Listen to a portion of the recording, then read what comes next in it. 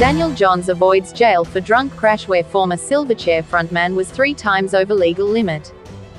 Musician Daniel Johns has been spared jail time after he was 3 times over the legal limit when he crashed his car on the wrong side of the road.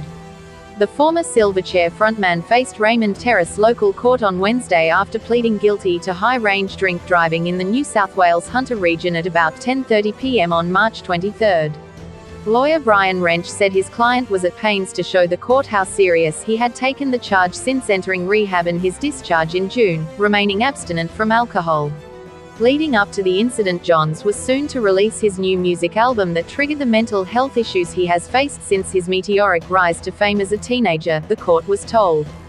Mr. Wrench said Johns was a very reclusive person and had been vilified by the media before he was charged with drink driving.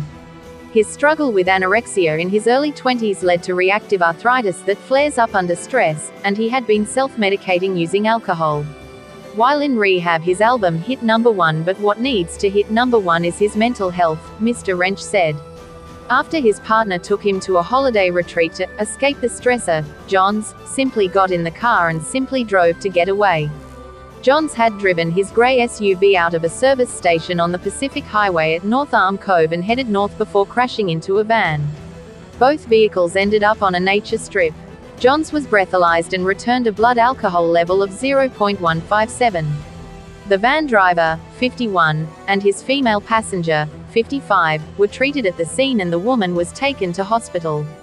Magistrate Ian Cheetham said the charge was serious, but Johns' background and circumstances were exceptional in handing him a 10-month intensive corrections order.